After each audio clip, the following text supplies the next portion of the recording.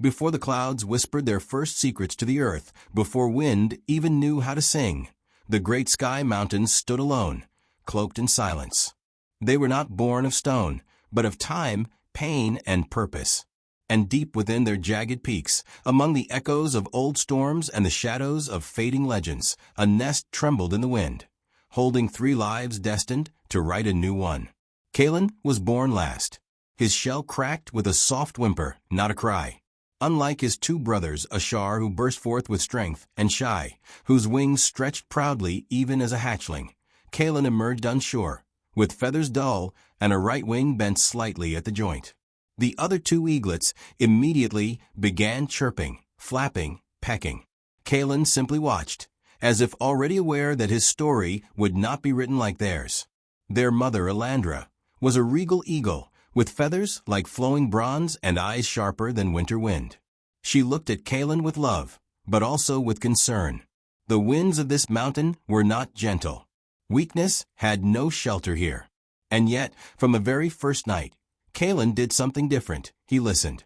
While Ashar boasted and Shai practiced jumps, Kalen lay under the stars, eyes wide, heart full, ears tuned to the sound of the mountain's breathing. He noticed things. The way the clouds shifted when the storm was still 2 days away. The sound of water under rock. The distant call of wolves, and the patterns they repeated. When the time came to train, Kalen tried. He leapt, but he fell. He flapped, but spiraled. His brothers soared. The valley animals laughed. Featherless fool, jeered a raven with a cracked beak. The jackals chuckled. Can't fight the wind with a broken wing. But it was the silence of his own kind that stung the most. Ashar turned away, embarrassed. Shai, once his closest companion, joined the flight drills without him. Even Elandra, though loving, began to focus more on her stronger sons. So Kalen adapted. While the others trained in the skies, he explored the crevices and cliffs.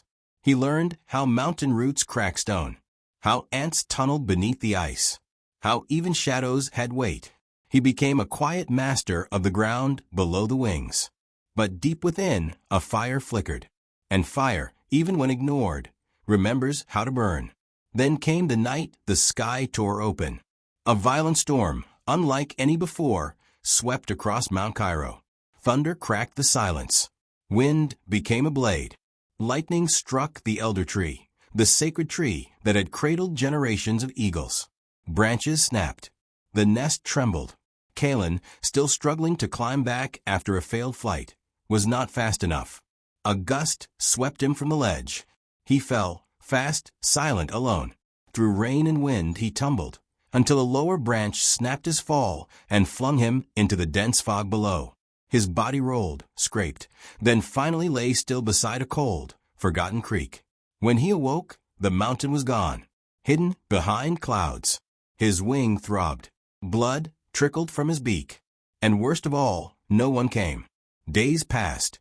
He scavenged berries, drank from puddles, slept in hollow logs, until one night, while following a strange orange glow, he stumbled into a cave hidden behind a wall of vines. The air was warm, not from the sun, but from something older, something alive. The walls of the cave glowed faintly with strange symbols. Spirals, talons, fire. At the center of it all, a carving of a bird, engulfed in flame, rising above ash. He felt it before he understood it. There, in the dark, he whispered, "Phoenix." The moment the word left his beak, a voice echoed from deeper in the cave. "You have spoken its name, and now you must bear its test." An old wolf limped into view, fur like snow, eyes that had seen fire, war, and peace. He called himself Torgon, the keeper of forgotten legends. Once a warrior of the northern forest, now a watcher of those who fall. Kalen bowed his head. "I can't fly," he muttered. Torgon growled softly. "Then don't fly. Rise." "But how?" "First," the wolf said, circling him, "you must burn." Thus began the trial of flame. Torgon told him the truth of the phoenix eagle. Not a myth, but a transformation. A state of being earned only by those who dared to shed everything. Fear, pride, doubt, pain. Kalen was to remain in the cave for 21 days. No food beyond what nature offered. No training. No escape. Only reflection, ritual, and the fire of truth. Each day, he faced a different trial. On the third day, he was visited by a serpent named Kaith, a manifestation of his doubt. It hissed lies in his ears. You will never rise. You are not chosen. They forgot you. But Kaelin stared into its eyes and said, even if they forgot me, I will remember who I was meant to be. The serpent vanished. On the seventh day, he was surrounded by flame owls, guardians of the inner fire. They circled, eyes glowing, voices chanting memories from his past. Every failure, every fall, every insult was thrown at him. He sat silently, then stood, chest forward. I'm not who I was, he declared. I'm who I decide to become. On the 13th day, the cave grew cold, silent. He was alone again. The fire dimmed. He wanted to quit. But then he remembered something Alandra had once said. When the wind disappears, the wings remember how to carry. So he began speaking to himself, not with fear, but with fire. I am not broken. I am becoming. I am not late. I am learning. I am not lost. I am rising. And then, on the 21st night, the cave blazed to life. The runes burned golden. The carving of the phoenix began to glow. And from within the center of the cave, a circle of fire rose around Kaelin. He closed his eyes, spread his wings, and let go, not of life, but of everything that had ever held him down. He screamed, not in pain, but in transformation. And the fire didn't burn him. It crowned him. When the sun rose, so did he. Kaelin stepped from the cave, not as the broken eaglet, but as the phoenix eagle. His feathers shimmered with ember and gold. His breath steamed like fire. His wings, once crooked, now carried the strength of storms. The mountain looked smaller, the wind quieter. He took off. He soared. The valley bowed beneath him. But Kaelin did not fly home, not yet, because his story had just begun. Kaelin, the phoenix eagle, had risen. His wings, once fragile, now pulsed with heat and resolve. His flight no longer searched for validation. It searched for meaning. And so, he flew not home, but onward. The stories whispered by Torgon, the elder wolf, returned to him, of the 5 elemental valleys where the spirit was tested, not the body. If he could survive them, he would not just be a phoenix in form, but in truth. The first valley, Earth, stripped away his ability to fly. The cliffs crumbled. The soil shifted. Kaelin was forced to walk. He met a slow, wise tortoise named Brudin trapped in a labyrinth of stone. Instead of leaving him behind, Kaelin slowed his pace to match. They walked together, sharing silence. On the 5th day, the rocks shifted and a new path opened.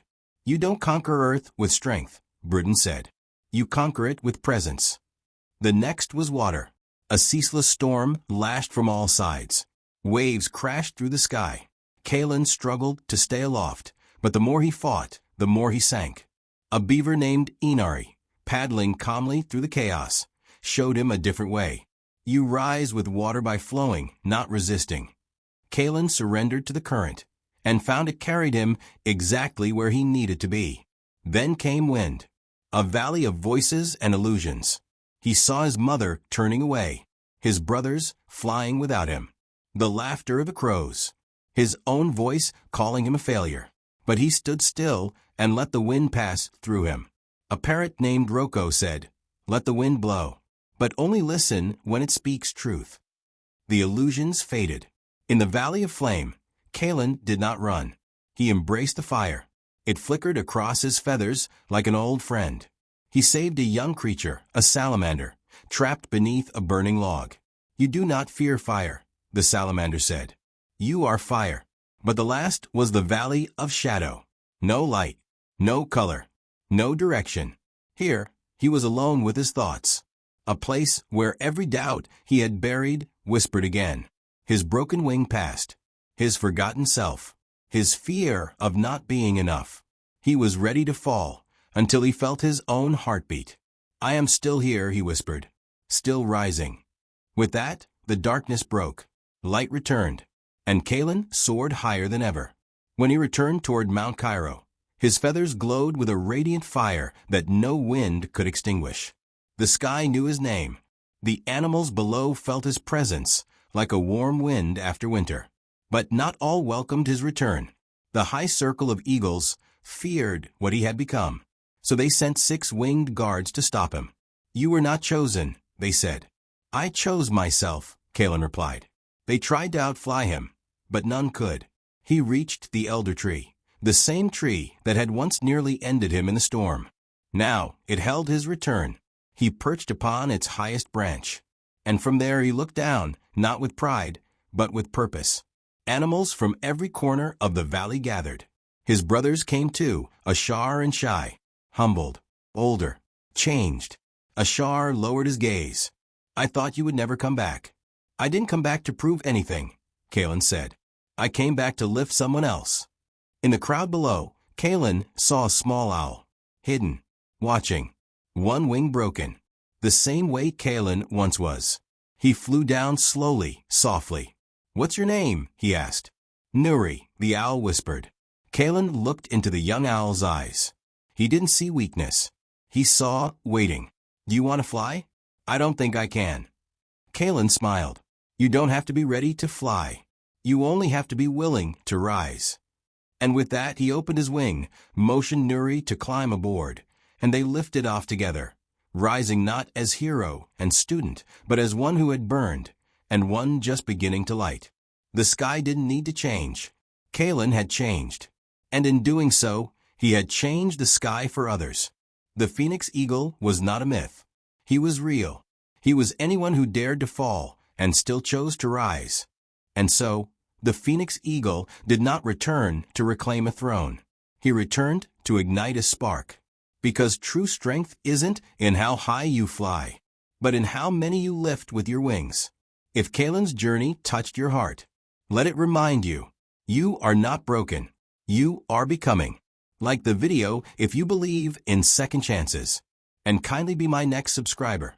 Because every rise begins with one brave choice.